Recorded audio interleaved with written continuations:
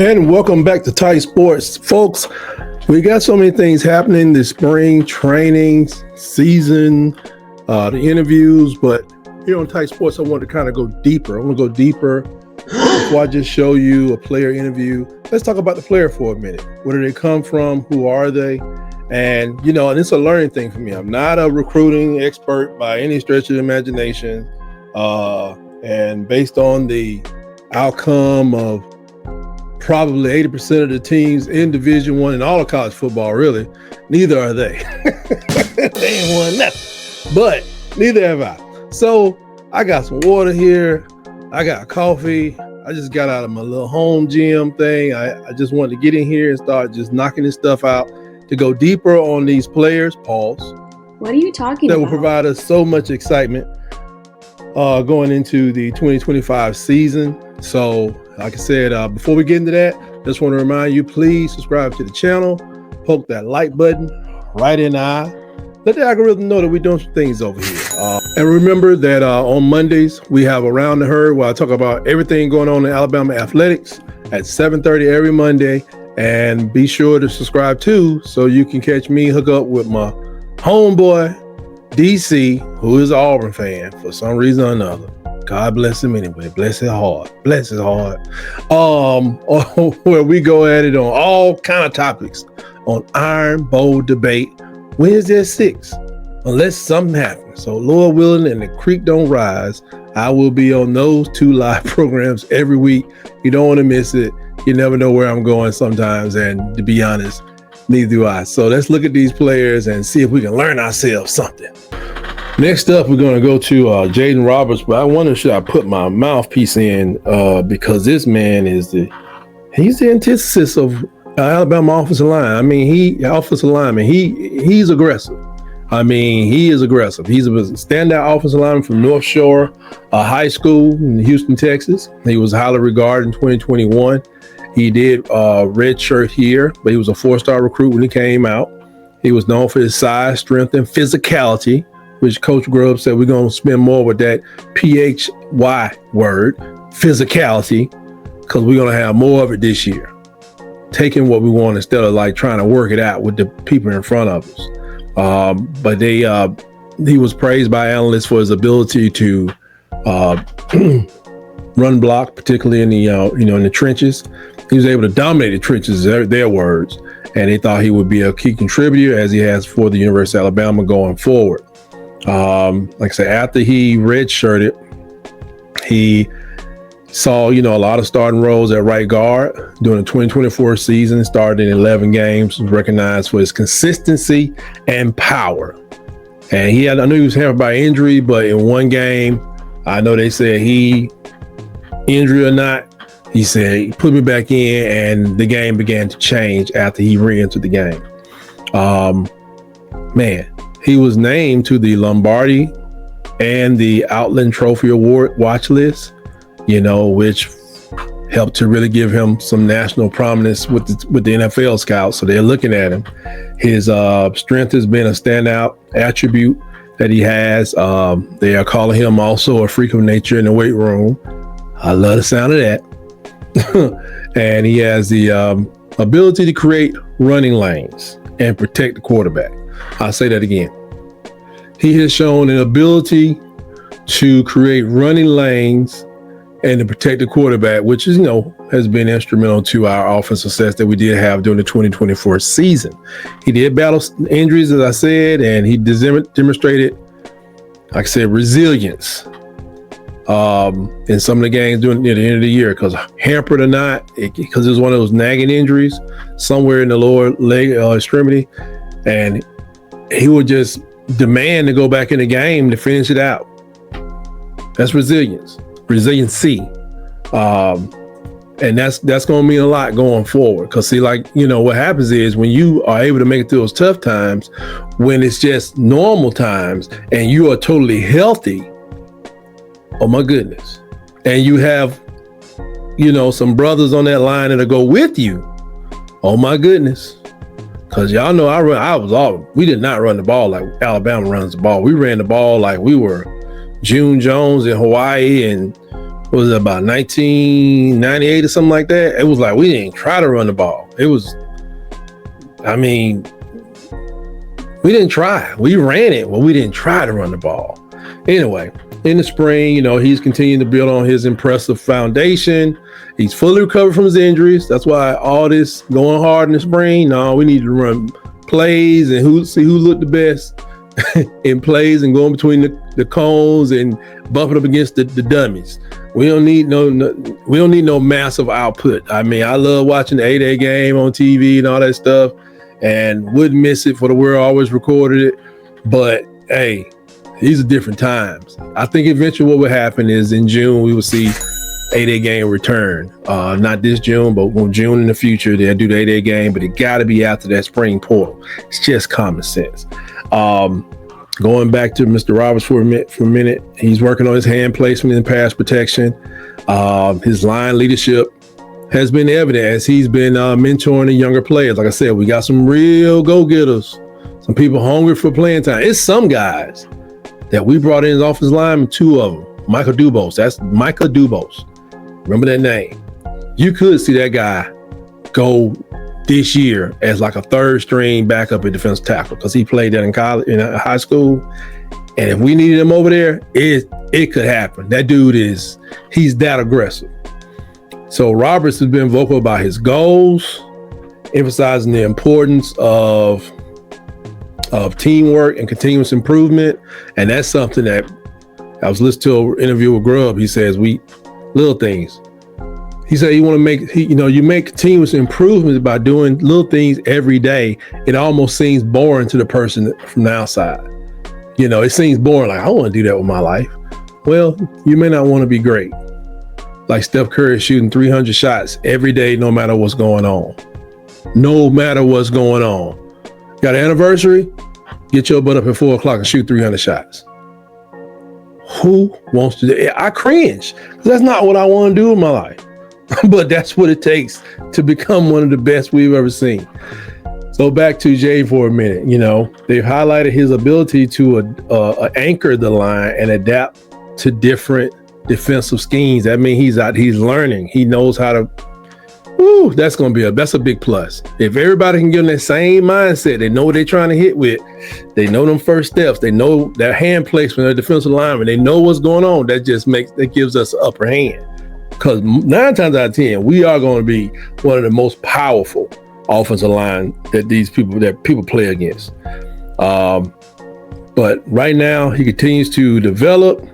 He got the dedication, and he definitely got a high side potential. And, he's just ready to take his game to the next level. But with that, I have run my trap enough. I will turn this over to Mr. Power and Pain, Mr. Jaedon Roberts. Let's listen in. It was good. A lot of hard work, just getting in, day in, day out. Just working hard, getting better. Yes, sir. One of the things I believe that was mentioned by Kalen DeVore was, how the right side of this offensive line is kind of the veteran group heading into, I guess, 2025. Do you feel that weight of responsibility, or what does that feel like as kind of a solid part of at right guard? With me is kind of a big responsibility. I am one of the older guys on the line, with just the right side. There's a lot of experience there. And with just being at right guard, I definitely have the experience, and the tackle has experience too. We're just working hard and trying to get ready for the season, upcoming season, and really just taking in what we had last year into this year, and just kind of expanding on that. Have you seen Wilkin kind of take that responsibility too? Yes. Wilkin's definitely taking that responsibility. Even with the young guys, whoever is at tackle or right guard, the experience is there. The older guys are helping the younger guys, and we're working hard as well to kind of just, like I said, expand our experience. How often do you kind of help him just in terms of what to do? I mean, you're more of more on-field experience. Do you ever have to kind of tap him and kind of make corrections like that? Not even that. So, you know, like I said, we both have experience. There might be times where we just have to check each other, and that's just being a good teammate, you know what I mean? No matter who's in, the young or old, you know, we help each other out with anything, and, you know, we just keep working hard on the details. Do you think there's more continuity? Do you feel more continuity this spring? Kind of last year, Parker wasn't able to be with the team, and there were some spots that maybe had guys, but they weren't really with the team, practicing with the team. Just with that, there's a lot more depth. Like I said, we have young and old guys, so either way, if somebody's down or you know, they just can't fill in right now. You know, somebody can't step up and, you know, take on their responsibility. Just with everybody, I mean, yeah, like I said, like either if you go down or you're hurt or anything, we have that depth and experience to where anybody can hop in and do what they need to do. I'm sure there are 3 true freshmen out there with you guys right now. Has anybody kind of popped to you that's kind of gotten your attention? They all have really, like the young guys with depth in our room have made a lot of good impressions. I wouldn't say anybody hasn't done any less. Like everybody has worked hard and showed that they could be on the field. Have you played alongside Jackson Boyd very much? A couple times, but you know, like I said, with all of the young guys, we're still building that experience. What stands out to you about him though in particular? Athletic, strong, and definitely like detail oriented. So he works hard, and you know, he can play the position very well. Does it feel different out there with Ryan Grubb? I love his intensity. I love him as a coach. I mean, he's just that guy to be out there, you know, the guy that we need to push the offense and make us better. But I love Coach out there. Why'd you laugh when I said his name? It felt like something kind of came to mind there. I just love his character, you know what I mean? You know, he pushes me, he pushes the whole offense to be better than what we want to become. He has this vision to where, you know, you just want to follow behind him and just get better. He started out his coaching career as an offensive line coach. Have you sort of seen that come out? Yeah, most definitely. You know, like you said, he was definitely an offensive line guy. Even for his small height, you know, you know, definitely an offensive line guy. You can see that sometimes during practice, you know, he gets on this, but you know, he only does that because he knows how capable he could be of being good. How does a Ryan Grubb butt chewing compare to a Nick Saban butt chewing? A little somewhere, you know, he gets into his mode, you know, but I think that's every coach. Who's coming in the driveway?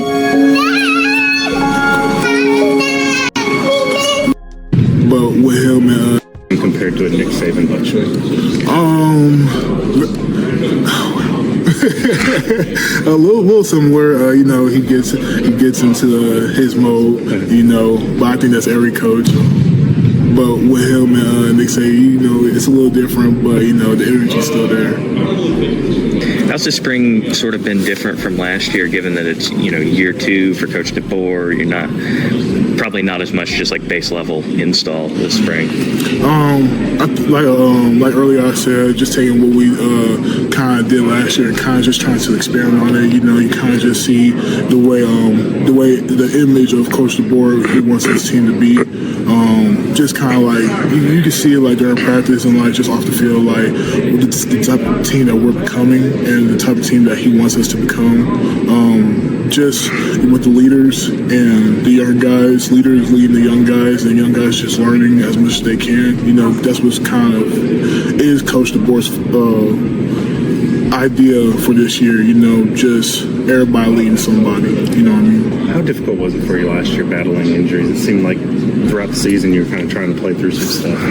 Yeah, I definitely had some injuries that held me back, but you know, I've been working on it this off season and just during the spring just to get better and stay healthy. Do you feel like you're 100%, or are you still kind of getting back there? Absolutely. Is there anything in particular this off season you're trying to work on, trying to improve on from years past? Really just hands. That was a big one for me, just getting my hands better, and that was really tough for me last year, just coming back from the injuries I had. But really, that's what I'm trying to work on and get better. Help me understand. What do you mean when you say working on your hands? So for offensive linemen, our hands are our weapons, and the only way that we can capitalize on that is to work on what we do day in, day out, going against the defensive line or linebackers, just using our hands is our biggest weapon, and if you don't have hands, then you can't be a great offensive lineman. So. You've talked a lot about wanting to get better and working to get better. How much better do you feel that you are and the unit is compared to this same time last year? Like I said, day in, day out, we're capitalizing on all things that we're doing out in and on the field. We have worked to hit different goals, and definitely for coming into spring, you can definitely see the team just growing, not only as players, but the guys that we want to be off the field too, as leaders and everything. It's not just the older guys from last year leading. You also have young guys leading too, and I think that's a huge thing. What are some of those goals that you guys want to hit on? Just becoming more dynamic as a team, and leadership. That's a big thing that we've been hitting on a lot. Really just in detail oriented. That's a huge thing. Last year we wasn't very detail oriented. That's what we're trying to be this year. Just make sure that we're doing the small things right. I'm sorry if you've been asked this already. Who are a few of the younger offensive linemen or the offensive linemen that people may not be talking about that you see developing, that you see working? Michael Carroll, Michael DeBose, even now, they're all working hard. I can't just say one guy's not working hard. They're all working hard. How do they? He was saying that you guys compete so you can sweat the most in practice. I guess I got him beat. I got him beat. Every day you're winning that competition? Oh, yeah. Okay. Most definitely. Do you know how much you lose in a given practice, weight-wise, water weight? I would say not 10 pounds. Yeah. I'm a big sweater. I don't know if you guys can tell right now, but, once we put that work in, most definitely. Yes, sir. Yes, sir.